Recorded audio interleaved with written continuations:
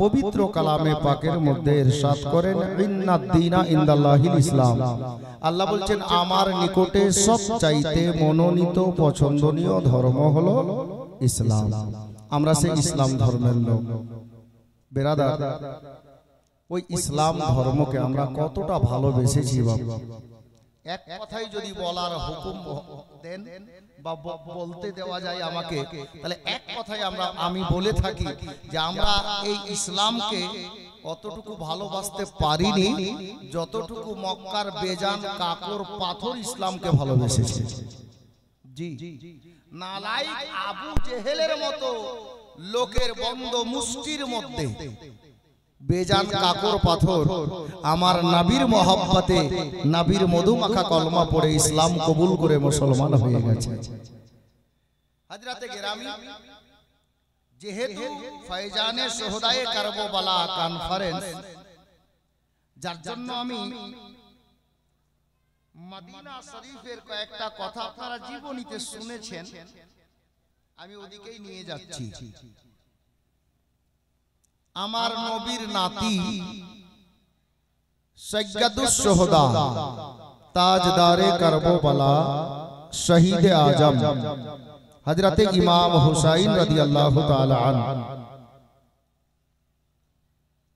মদিনাতে নিজের জিন্দেগি যাপন করছিলেন, বেশ ভালোই সময় কাটছিল। এটা ৬০ হিজরির ঘটনা আর শাবান মাসের ঘটনা।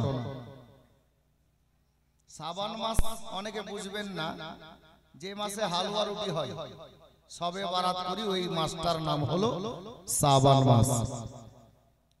তো শাবান মাস চলছিল, ওই মাসের মধ্যে দামেস্ক থেকে একটা চিঠি মদিনাতে এসেছিল। শুধু মদিনাতে নয়, কাদসিয়াতেও ওই মতো চিঠি গিয়েছিল, বুসরাতেও গিয়েছিল, কুফাতেও গিয়েছিল। কিন্তু মদিনাতে যে চিঠিটা এসেছিল এর রং বা ঢং একটু আলাদা ছিল। বলবেন কেমন আলাদা? দামেস্কের চিঠি কে পাঠিয়েছিল আর চিঠিতে কি লেখা ছিল? চিঠিটা এসেছিল আমিরে মুআবিয়া রাদিয়াল্লাহু তাআলা আনহুর ছেলে নালায়েক ইয়াজিদের তরফ থেকে। চিঠিতে লেখা কি ছিল?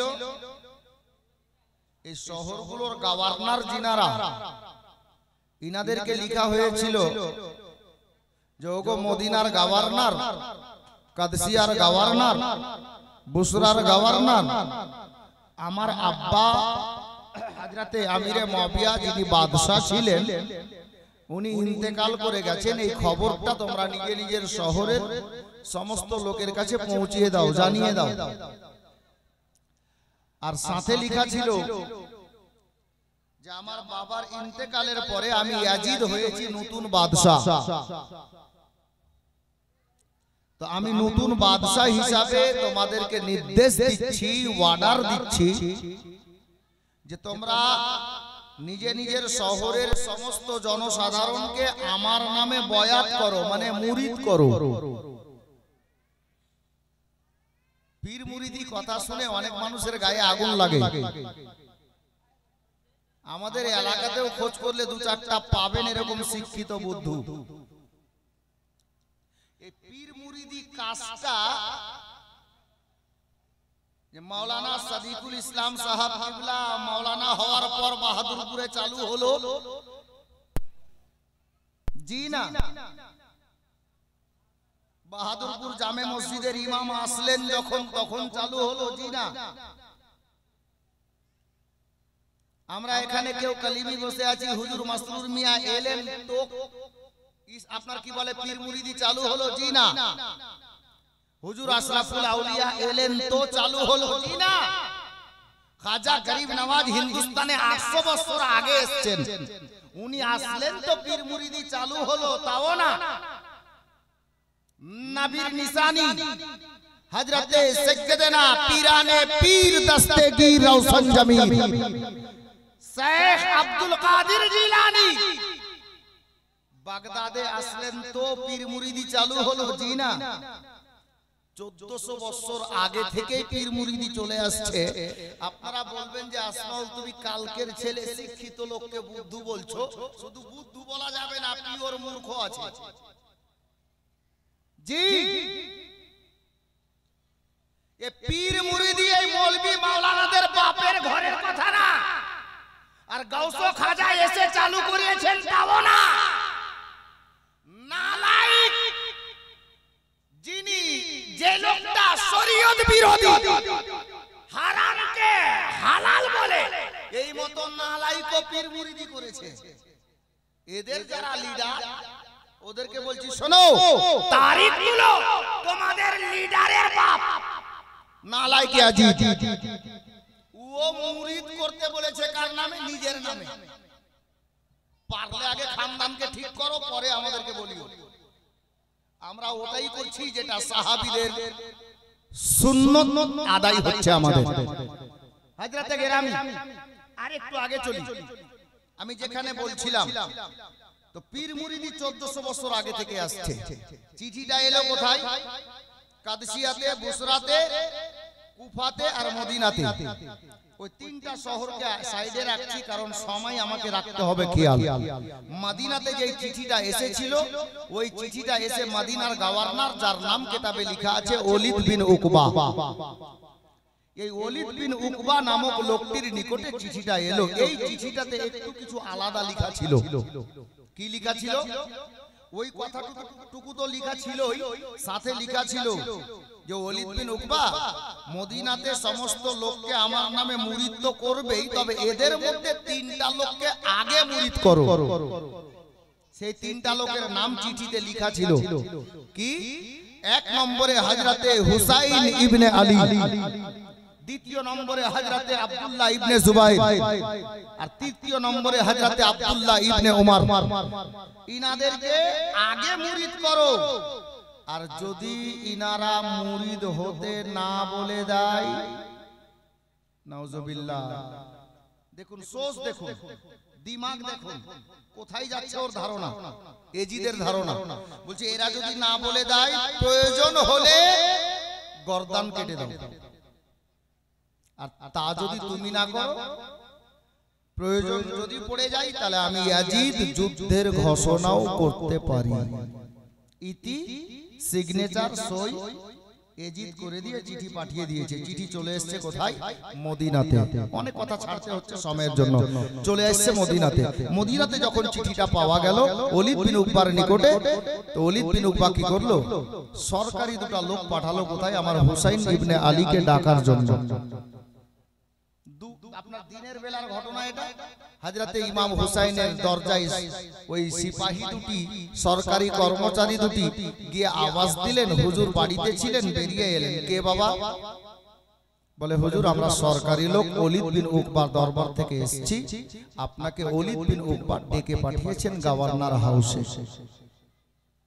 আমার হুসাইন বললেন দেখো আমার হাতে সময় কম আছে, আমি এই মুহূর্তে তো যেতে পারছি না, তবে একটু পরে আসছি, তোমরা যাও, আমি আসছি তোমাদের যাওয়ার পর। আমার হুসাইন 20-22টা লোককে সঙ্গে নিলেন। সঙ্গে নেওয়ার পর উনি গেলেন আর গভর্নর হাউসের গেটের কাছে গিয়ে বাইরে দাঁড়িয়ে গেলেন। বেরাদার, বাবারা, ভাইরা, মা বোনেরা, আমার হুসাইন ইবনে আলী রাদিয়াল্লাহু তাআলা আনহু গেটের বাইরে দাঁড়িয়ে গেলেন। নিজের 20-22টা লোক সৈন্যকে বললেন, এ আমার সঙ্গী সাথীরা, তোমরা এখানে দাঁড়িয়ে যাও, তোমরা ভিতরে যাবে না, তোমরা এই জায়গায় দাঁড়িয়ে থাকো। তারা বলল হুজুর আপনি আমাদেরকে সঙ্গে নিয়ে আসলেন আর আপনার সঙ্গে আমরা ভিতরে যেতে পারবো না, তাহলে এসে আমাদের লাভ কি হলো? এ বাবারা, মুসলমানেরা, আমার হুসাইনের দিওয়ানা আশিকরা কান লাগাও। হুসাইন ইবনে আলী রাদিয়াল্লাহু তাআলা আনহু আমার নবীর বংশধর গো। নবী যাকে বেটা বেটা বলে ডাক দিয়েছেন। আমার মা ফাতেমার পাকিজা দুধের কাতরা হুসাইনের সিনাতে আছে। হযরতে শেরে খোদা মুশকিল কুশা রাদিয়াল্লাহু তাআলা আনহুর পবিত্র খুন মোবারক হুসাইনের রগে রগে বিরাজমান আছে। বাবা আমার হুসাইন বললেন, ওরে আমার সঙ্গী সাথীরা, আমরা নবী বংশের ফুল রে, আমাদের বাড়িতে আল্লাহর কোরআন নাজিল হয়েছে, আমাদেরই বাড়িতে শরীয়তের আইন বিধান চালু হয়েছে। এই নবীর দিওয়ানারা শোনো, আমি নবীর আওলাদ হয়ে, আমি মা ফাতেমার বেটা হয়ে, আরে আমার মায়ের ব্যাপারে তোরা জানিস না রে। আমার মা জননী জান্নাত রানী ফাতেমার জীবনে 5 ওয়াক্তের নামাজ তো দূরের কথা, তাহাজ্জুদের নামাজ কাজা হয় নাই। আমি ওই আলীর বেটা রে, যে আলীর শরীরে যুদ্ধের ময়দানে কাফেরদের লেগে যাওয়া তীর বেঁধে যায়, তাতেও আমার বাবা নামাজ কাজা করেনি রে। এই আমার নবীর দিওয়ানারা শোনো, আমি নবী বংশের ছেলে হয়ে, আমি ফাতেমার বেটা হয়ে শরীয়ত বিরোধী কাজ আমার দ্বারা হবে না। তো 20-22টা লোক বলছে হুজুর বুঝলাম না, আপনি কি বুঝাতে চাইছেন? শরীয়ত বিরোধী? আমার হুসাইন বললেন, শোনো, এই যে ওলীদ বিন উকবা আমাকে ডেকে পাঠিয়েছে, বলে হ্যাঁ। তোমাদেরকে সঙ্গে কে আনলো? বলে আপনি। তো তোমাদেরকে কি ডেকেছে? ওলীদ বিন উকবা বলে না। বলে ভাইরা শোনো গো, আমি হুসাইনকে ডেকেছে, আর যদি তোমাদেরকে 20-22টা লোককে সঙ্গে নিয়ে আমি প্রবেশ করি, আর তার যদি পার্সোনাল কোনো ম্যাটার থাকে, কিছু বলার থাকে, তোমাদের সামনে আমাকে বলবে না। অতএব তোমাদেরকে সঙ্গে নিয়ে যাওয়া আমার ঠিক হবে না। আমাকে ডেকেছে, আমি একা হুসাইন যাব ভিতরে, তোমরা এখানে দাঁড়িয়ে যাও। তবে আমার মা ফাতেমার নূরে নাজার বললেন, এ আমার দিওয়ানারা শোনো, এই নবীর চাহনেওয়ালারা শোনো, কথাটা মনে রাখবে। তবে তোমরা কোনো মতে যতই ঝড় তুফান আসুক না কেন, আমি যতক্ষণ বাইরে বেরিয়ে না আসবো, তোমরা এখান থেকে চুল পরিমাণ কোথাও যাবে না। আর শেষে এই কথাটা মনে রাখিও, আমি তো ভিতরে চলে গেলাম, আমি ভিতরে যাওয়ার পরে আমার কণ্ঠস্বর, আমার গলার শব্দ যদি জোরে জোরে হয়, তোমরা এখান থেকে শুনতে পাও, তাহলে কোনো সৈন্যের বাধা মানিও না, তোমরা সবাই ভিতরে চলে আসো। আমার হুসাইন এই বলে তাদেরকে রেখে চলে গেলেন। ওলীদ বিন উকবা সিংহাসনে বসেছিল, আমার নবীর নাতিকে দেখা মাত্র সিংহাসন ছেড়ে দিয়েছে, হুজুর বসেন। আমার হুসাইনে পাক বলছেন, ওলীদ বিন উকবা রে, আমার বসার সময় নেই, তুমি কি কাজে ডেকেছো, কি কথার জন্য ডেকেছো তাই বলো। ওলীদ বিন উকবা বলল, হুজুর সাধ্য নেই আপনাকে বলি, কিন্তু সরকারি অর্ডার কি করব। এ দেখেন আমার হাতে একটা চিঠি আছে, এই চিঠিটা দামেস্ক থেকে ইয়াজিদের তরফ থেকে এসেছে। সর্বপ্রথম একটা দুঃখ সংবাদ নিন, শোক সংবাদ নিন। বলে সেটা কি রে? বলে ওই দামেস্কের বাদশাহ হযরতে আমিরে মুআবিয়া রাদিয়াল্লাহু তাআলা আনহু, ওনার ইন্তেকাল হয়ে গেছে। আমার হুসাইন সঙ্গে সঙ্গে ইন্না লিল্লাহি ওয়া ইন্না ইলাইহি রাজিউন পাঠ করে নিলেন। বাবা এবার বললেন আমার হুসাইন, বলো ওলীদ বিন উকবা আর কোন কথা আছে?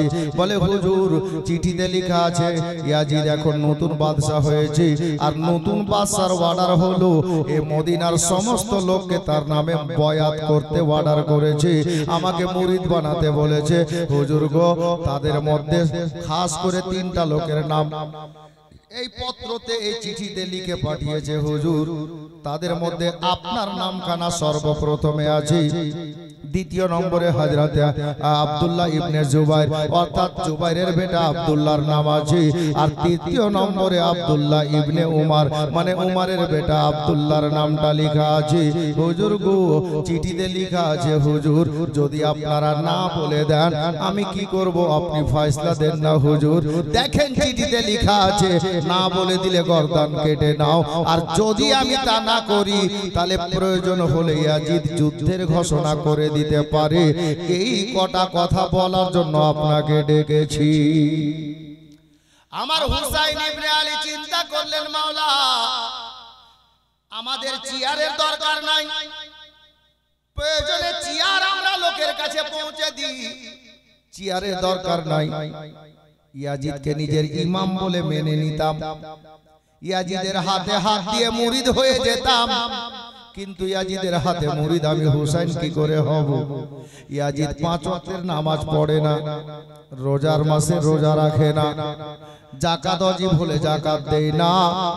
এক কথা, ইয়াজিদ শরীয়ত বিরোধী কাজ করে। শরীয়তে যে মশলাগুলো আছে বাবা, শরীয়তের বিধান যেগুলো হারাম আছে, ওটাকেও জায়েজ বলে ঘোষণা করে। এ বেরাদার, আমার হুসাইন বললেন আরো সাথে একটা কথা জড়িয়ে আছে বাবা, ওই নালায়েক ইয়াজিদ ফাঁসিকে মুআল্লিম যার মুখে দাড়ি নেই, নবীর সুন্নত নেই গো। আমার হুসাইন বললেন আমি মা ফাতেমার বেটা গো, এমন একটা ফাঁসিকে মুআল্লিমকে নিজের ইমাম কি করে বানাতে পারি? এটা আমার দ্বারাই হবে না। যদি লোকটা সত্যি 5 ওয়াক্তের নামাজি হতো, শরীয়তের আইন বিধান মেনে চলতো, তাহলে আমি হুসাইন তাকে ইক্তেদা করে নিতাম, তার পিছনে আমি লেগে যেতাম, তাকে নিজের ইমাম বলে মেনে নিতাম, আমি তার হাতে হাত দিয়ে মুরিদ হয়ে যেতাম। কিন্তু না, হওয়া যাবে না, কারণ শরীয়ত বিরোধী লোকটা। আমার হোসেন বুদ্ধিতে কাজ দিচ্ছেন, দেখছেন যদি এখন ডাইরেক্ট বলি যে না, তাহলে তো একটা দ্বন্দ্ব সৃষ্টি হবে, তো ডাইরেক্ট বলা যাবে না। আমার হোসেন বললেন ওলিদ বিন উকবা, শোনো, আমি তো তোমার দরবারে একা এসেছি, বাড়িতে আমার জওয়ান জওয়ান বেটা আছে, ভাতিজা আছে, ভাই আছে, বোন আছে, তো আমার পরিবার বর্গের লোক যারা আছে, আমি সবাইকে নিয়ে আজকে বসবো, বসে একটা ফয়সালা নিব যে ইয়াজিদের হাতে আমি মুরিদ হব কি না, ইয়াজিদকে ইমাম বলে মানবো কি না, তারপর তোমাকে খবর জানিয়ে দেব। তো আপনার ওলিদ বিন উকবা বলল, হুজুর ঠিক আছে আপনি যান। রাস্তায় ওই যে আসার সময় বেরোনোর সময় বেশ কিছুটা ঘটনা ঘটেছিল, ওটাকে আমি বন্ধ রাখলাম। আপনারা আমরা জীবনের শোনা লোক আছি, শুধু আমি নিজের মূল পয়েন্টে যাব, যার জন্য কটা কথা ছেড়ে দিলাম। আমার হুসাইন বাইরে আসলেন, 20-25টা লোক, 20-22টা লোক যারা আছেন, হুজুর কি হলো বলে, যা হওয়ার তা হয়েছে বাবা, চলো বাড়ি যাই। কাউকে কোনো কথা না বলে আমার হুসাইন পাক ওই 20-22টা লোককে সঙ্গে নিয়ে বাড়িতে আসলেন।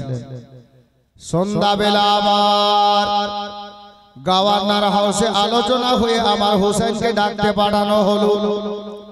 হুসাইন শুধু ওই কথা বাবা মাথায় রেখেছেন, ভাবছেন আল্লাহ কি করলে কি করা যায়। হুসাইন পাকের নিকটে সন্ধ্যাবেলায় 2টা সরকারি লোক হাজির। আমার হুসাইন বললেন, এই সৈন্যরা শোনো, এই সরকারি কর্মচারীরা শোনো, তোমরা যাও ওলিদ বিন উকবাকে গিয়ে বলো আমি হুসাইন আজকে রাতের সময় চাইছি, আগামী সকাল বেলাতে রাতটা পেরিয়ে গেলে আমি খবর করে দেব যে ইয়াজিদকে নিজের ইমাম বলে মানবো কিনা, তার হাতে আমি বিক্রি হব কিনা। বাবারা, ভাইরা, মা বোনেরা, এই বলে সরকারি লোককে বাবা পাঠিয়ে দিলেন। সরকারি লোক ওলিদ বিন উকবাকে গিয়ে বলল, ওলিদ বিন উকবা কথাটা মেনে গেল, রাতেরই ব্যাপার, রাতটা হয়ে গেছে, সকাল হলে হ্যাঁ কিংবা না খবরটা পেয়ে যাব। এই করে ওলিদ বিন উকবা বাবা খুশি খুশি সময়টা দিয়ে দিল। এইদিকে রাত হয়ে গেল, নামাজে এশার টাইম হলো। মসজিদে নববী শরীফে আমার মা ফাতেমার বেটা হযরতে মাওলা আলীর নূরে নজর, দয়ার নবীর নয়নের তারা, আল্লাহু আকবার কবীরা, নওজওয়ান জান্নাতীদের সরদার, উনি বাবা জান আপনার গেলেন আপনার রিয়াজুল জান্নার মধ্যে হযরতে নবী পাকের সোনার মদিনায় মসজিদে নববী শরীফে নামাজে এসা ইমাম হয়ে পড়ালেন বাবা। আদায় করে নেওয়ার পরে আমার হুসাইন কাউকে কোনো কথা না বলে সবাই বাড়ি চলে গেলেন বাবা। আমার হুসাইন ইবনে আলী এক পা দু পা করতে করতে নবী পাকের চৌখাটে আকাদ্দাসে নূরানি জালি মোবারক ধরে আমার নবীকে সালাম জানিয়ে, নবীর কদমে হাজার সালাম জানিয়ে বাবা এক পা দু পা করতে করতে বাড়ি দরজায় হাজির হয়ে গেলেন। সবাই নিজে নিজের বাড়িতে গেছে, আমার হুসাইন নিজের বাড়িতে গেছে। এখানে বুঝার কথা আছে রে বাবা, হুসাইন ইবনে আলী রাদিয়াল্লাহু তাআলা আনহু বাড়ির দরজায় মেন গেটে দাঁড়িয়ে নিজের আপনার কি বলে নিজের মায়ের পেটের বোন হযরতে হযরতে সাইয়্যেদা জাইনাব রাদিয়াল্লাহু তাআলা আনহাকে ইমাম হুসাইনে পাক জাইনাব বলে ডাক দিলেন। হযরতে সাইয়্যেদা জাইনাব চট করে বাবা বাড়ি থেকে বেরোলেন, রুম থেকে বেরোলেন। দাদা আপনি আমাকে ডাক দিলেন? হ্যাঁ রে বোন ডাক দিলাম। দাদা বলেন। আমি জাইনাব তৈরি আছি, আমি জাইনাব প্রেজেন্ট আছি, আমি জাইনাব উপস্থিত আছি। হযরতে জাইনাবকে ইমাম হুসাইন বলছেন, বোন জাইনাব রে আমি তোমাকে আজকে ডাক দিয়েছি একটাই কারণ রে বোন। কি কারণ আছে দাদা? বলে বোন রে আজকে তোমাকে সঙ্গে নিয়ে তোমার দাদা একটা পরামর্শ করতে চায়। ইমাম হুসাইনের বোন জাইনাব বললেন দাদা তাহলে বলেন পরামর্শটা কি? আমার হুসাইন বললেন বোন জাইনাব আজকে দাদা বলবে বোন শুনবে, আর বোন বলবে দাদা শুনবে। এই মুহূর্তে কাউকে জানাবো না, চলো আমরা আড়ালে যাই। আড়ালে চলে গেলেন বাবা। আড়ালে যেমনই গিয়ে হাজির হয়েছেন দাদা বোনের দিকে তাকিয়ে আছেন, আর হযরতে জাইনাব নিজের দাদার চেহারার দিকে তাকিয়ে আছেন। জানি না কি হয়ে গেল বাবা, আমার হুসাইনে পাক বোন জাইনাবের চেহারার দিকে তাকিয়ে থাকতে থাকতে আমার হুসাইন পাকের চক্ষু মোবারক থেকে মতির দানার মতো অশ্রু মোবারক বেরোতে আরম্ভ করেছে। এ মা বোনেরা গো, আমার জামান ভাইরা গো, বোনের মোহাব্বত কাকে বলে হুসাইনের কাছে শিখে নেন। আর দাদার মোহাব্বত কাকে বলে হুসাইনের বোন জাইনাবের কাছে শিখে নেন। হযরতে জাইনাব ডাক দিয়ে বললেন দাদা বুঝতে পারলাম না, এখনো পরামর্শ আরম্ভ হলো না, আপনার চোখে পানি এসেছে, কোথাও কি বেয়াদবি ভুল করে ফেলেছি দাদা? বলে না রে বোন না। আমার হুসাইনের বোন বললেন জাইনাব হযরতে হুসাইন পাককে ওগো দাদা যান কিছু বলার আগে চোখে কেন পানি আসলো? আরে ভাই ভাই মুসলমান, আমি প্রত্যেকটা দাদা চাচাকে বলবো ভাইয়ের মোহাব্বত কাকে বলে হুসাইনের কাছে জেনে নেন, মা ফাতেমার বেটার কাছে শিখে নেন। বড় ভাই ছোট ভাইকে দেখে মুখ ফিরিয়ে নাই, ছোট ভাই বড় ভাইকে সালাম করে না। হযরতে ইমামে হুসাইন বোন জাইনাবকে দেখতে দেখতে চোখের পানি ঝরাচ্ছেন আর বলছেন বোন জাইনাব রে আমার কটা কথা মনে পড়ে গেছে রে বোন, যার জন্য চোখে পানি এসেছে। কি কথা মনে পড়েছে দাদা? হযরতে জাইনাবকে বললেন ভাই হুসাইন, দাদা হুসাইন বলে জাইনাব রে আজকে আর তোর দাদা হুসাইন বড় একা হয়ে গেছে। এই জাইনাব আজকে তোর বড় দাদা যদি বেঁচে থাকতেন রে, আমার বড় ভাই যদি বেঁচে থাকতেন রে জাইনাব আজকে তোমাকে ডাকা লাগতো না, আমরা দাদা ভাইয়ে পরামর্শ করে নিতাম। আমার বড় দাদা হাসানে মুজতাবা উনি যে আমাকে একা করে দিয়ে আমার জোড়াটা ভেঙে দিয়ে আম্মা জানের কবরের পাশে চিরতরে আরাম করছে। আমরা নানার কাছে দুই ভাই একসাথে যেতাম, মা জননীর কোলে বসে আমরা দুই ভাই একসাথে খানা খেতাম। আম্মা জানের নিকট থেকে আব্বা জানের নিকটে একসঙ্গে যেতাম। বোন জাইনাব রে এই সেই মসজিদে নববী রে আমরা নানার সঙ্গে নামাজে পাঞ্জেগানা এই মসজিদে আদায় করতাম। দুই ভাই একসাথে যেতাম, নানা সামনে নিয়ে আমাদেরকে বসে যেতেন, আমরা দুই ভাই খেলাধুলা করতাম। আল্লাহু আকবার কবিরা। অনেক কথা মনে পড়ছে। আমার হুসাইন বলছেন বোন জাইনাব আমার মা জননী দুনিয়াতে বেঁচে নাই, মাও কবরে শায়িদা হয়েছে, আমি বড় একা হয়ে গেছি। আজ তোমাকে ডাক দিয়েছি যে আমি নিজের মনের কথা তোমাকে বলবো, আর তুমি এই প্রস্তাব দেখো না কেমন হচ্ছে রে বোন। হযরতে জাইনাব বললেন দাদা তাই বলেন। হযরতে হুসাইন সব খুলে বললেন, ঘটনাটা খুলে বললেন এই কন্ডিশন। বলে বোন জাইনাব রে এবার বলো কি করা দরকার? বলে দাদা আপনি বলেন না কি করা দরকার। আমার হুসাইন বললেন জাইনাব তাহলে আমার ফয়সালা হলো এটা। বলে কি ফয়সালা গো দাদা? আমার হুসাইন বললেন বোন রে, ওই এজিদ যদি ভালো লোক হতো, এজিদ যদি শরীয়ত মাফিক চলাফেরা করত, পাঞ্জে গানা নামাজ পড়তো, মুখে নবীর সুন্নত দাড়ি রাখতো, তাহলে আমি হুসাইন তার হাতে হাত দিয়ে মুরিদ হয়ে যেতাম, তাকে ইমাম বানিয়ে নিতাম।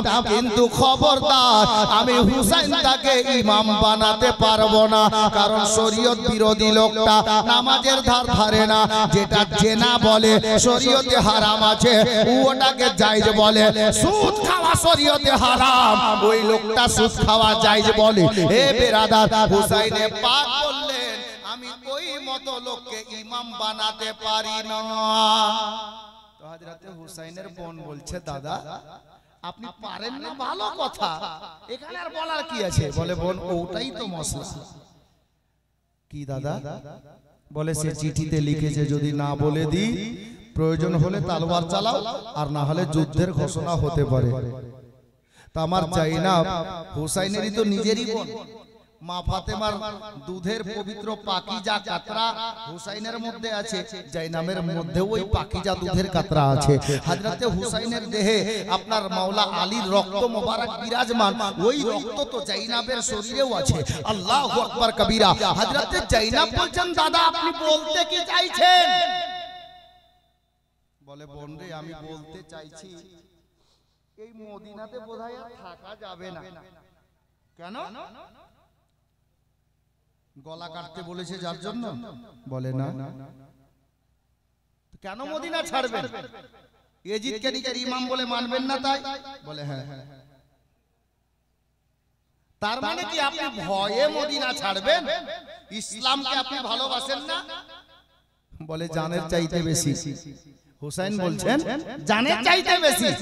তো আপনি ইসলামকে যখন জানের চাইতে বেশি ভালোবাসেন তো মদিনা ছাড়বেন কেন? আমার হুসাইন বললেন বাই চান্স, ইন কেস, বলা যায় না, যদি যুদ্ধের ঘোষণা হয়ে যায় যার জন্য। তার মানে দাদা আপনি যুদ্ধ করার ভয়ে মদিনা ছাড়বেন তাই না? আমার হুসাইন বললেন বোন জাইনাব না। তাহলে কেন ছাড়বেন বলেন?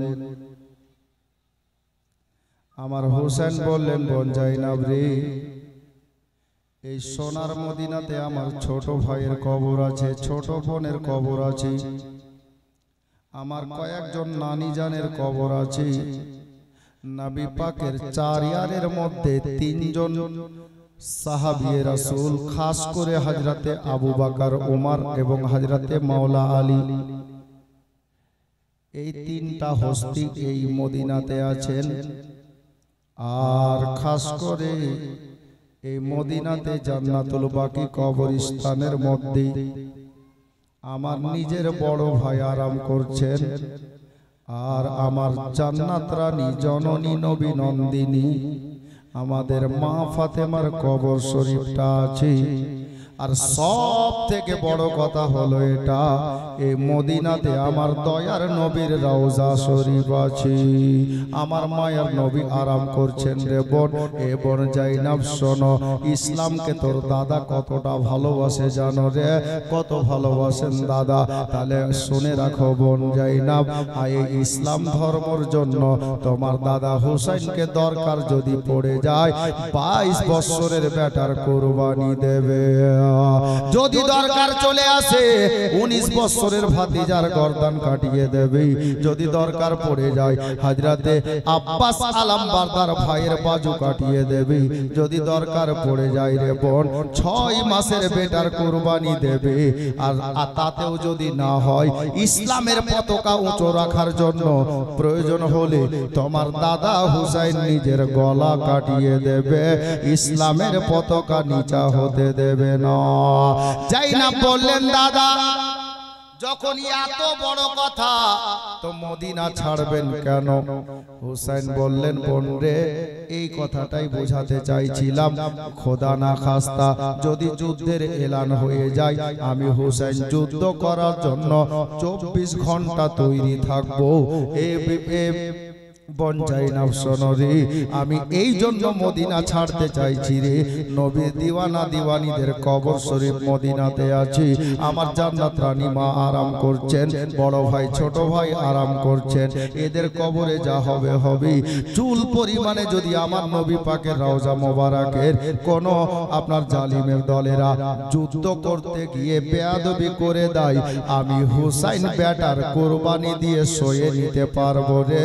আমার নবীর রওজার বেয়াদবি সইতে পারবো না। বলা যাবে না সুবহানাল্লাহ? একটু মহাব্বতে বলেন সুবহানাল্লাহ। আমার হুসাইন বললেন আমি বেটার কুরবানি দিয়ে সয়ে নিতে পারবো, দরকার পড়লে গলা দিয়ে দেব, ইন্নাল্লাহা মা'আস সাবিরিন পড়ে নেব, কিন্তু আমার নবীর রওজার চুল পরিমাণে বেয়াদবি যদি হয়ে যায় আমি হুসাইন সইতে পারবো না। এই বোন জাইনাব এই জন্যই চাইছি মদিনা ছেড়ে দেব। যুদ্ধ যদি করতে হয় তাহলে মদিনাতে নয়, মদিনার বাইরে কোথাও করব। ও তাই নাকি দাদা? বলে হ্যাঁ, এই জন্যই বললাম। আমার হুসাইন বললেন বোন জাইনাব তাহলে তুমি বলো মদিনা ছেড়ে দিতে চাইছি, বলো জাইনাব এই প্রস্তাব কেমন লাগলো? হযরতে জাইনাব তখন বলছেন দাদা গো, আপনি যেটা ফয়সালা নিয়েছেন আমি জাইনাব তাতে সমর্থন করে দিলাম। এক কথায় আমার জাইনাব বললেন দাদা আপনি যেটা ফয়সালা নিয়েছেন এটাই সঠিক। তার জন্য আমার হুসাইন বললেন বোন রে, যাই হোক আল্লাহ যেটা করে ভালো করে, আর দেরি করা যাবে না। এদিকে দাদা ভাইয়ের গল্প চলছেই রে বাবা, রাতটা গভীর হয়ে গেছে। হযরতে জাইনাবকে আমার হুসাইন বললেন বোন তুমি বাড়িতে যাও, সবাইকে তৈরি করো, আমি একটু আসতেছি, সময় হাতে নাই। আজকে ভোরের বেলাতে সোনার মদিনা ছেড়ে দেব, মদিনা ছেড়ে মক্কা শহর চলে যাব, বাপ দাদার দেশে চলে যাব। কিন্তু বোন জাইনাব রে, এটা যে জন্মভূমির মাটি রে, এই সোনার মদিনাতে একটা বার পৃথিবীর কোন কোনার কোন লোক যদি একবার চলে আসে আর জীবনে বাড়ি ফিরে যাওয়ার তার মন চাই না রে। আমার জন্মটাই তো সোনার মদিনাতে, জন্মভূমির মাটি হলো সোনার চাইতে খাঁটি। এ বোন জাইনাব আজকে তোর দাদা মদিনা ছেড়ে দেবে, যাতে সবাইকে বাড়ির তৈরি কর, আমি একটু আসতেছি। আমার জাইনাব বললেন দাদা কোথায় যাবেন? ও দাদা এখন তো বাড়িতে আসার সময়, আপনি বাইরে কোথায় যাবেন? হযরতে জাইনাব বললেন, জাইনাবকে বললেন দাদা হুসাইন বোন জাইনাব রে, এই সোনার মদিনা ছেড়ে চলে যাব রে বোন, কিন্তু জানি না মদিনাতে আর ফিরে আসবো কিনা। আমি এই গভীর রাত্রিতে আমার মায়ার নবী দয়ার নবী তো জাহানের বাদশা নবী হযরতে নবী পাকের নুরানি দরবার শরীফে যাব, আল্লাহর নবীর চৌকাটে আকাদ্দাসে যাব। আমার জানের নানাকে তো জাহানের বাদশাকে আমি মন ভরে প্রাণ ভরে আমার জীবনের মতো একটাবার শেষ সালাম জানিয়ে আসি। তুমি বাড়িতে যাও, সবাইকে তৈরি করো। বাবারা ভাইয়েরা, আমি যা কমিটির ছেলেদের মুখ থেকে শ্রবণ করলাম, এই জালসা গতবার যা হয়েছিল তার থেকে এবার আরো উন্নত করা হয়েছে। এবার দুইজন বিখ্যাত মুকাররির আছেন, যিনার নাম একজন গাজিয়ে মিল্লাত হযরত মাওলানা গোলাম রসুল বলিয়াবি সাহেব, আর আপনার প্রধান অতিথি যিনি একজন আলে নবী আছেন, উনি আরাম করছেন, মাত্র 15 থেকে 20 মিনিটের মধ্যে তাশরীফ নিয়ে আসবেন। দিনের পর দিন উন্নতি হচ্ছে, আপনারা গ্রামের লোক কমিটি ছেলেদের সাথ দিচ্ছেন বলে। বাবারা ভাইয়েরা, আমি তো গুনাহগার আপনাদের নিকটে বসে আছি, তবে একজন আলে নবী আসবেন, আলেম উলামা বসে আছেন, হাজী সাহেবরা সামনে বসে আছে, আল্লাহর নেক বান্দা বান্দিরা সামনে বসে আছে। এই জলসা আগামী বছর যেন ছেলেরা আবার ভালো করে করতে পারে আপনাদের সহযোগিতাতে। যার জন্য বলবো বাবা, আজকে আমার দয়ার নবীর দরবারে আকাদ্দাসে হযরতে হুসাইনে পাক সালাম পেশ করতে যাচ্ছেন বাবা। আমি সবাইকে নিয়ে আল্লাহর কাছে দোয়া করব, আর সাইয়্যদ জাদাকে বলবো হুজুর আপনি নবীর বংশধর আছেন, ওই লোকগুলোর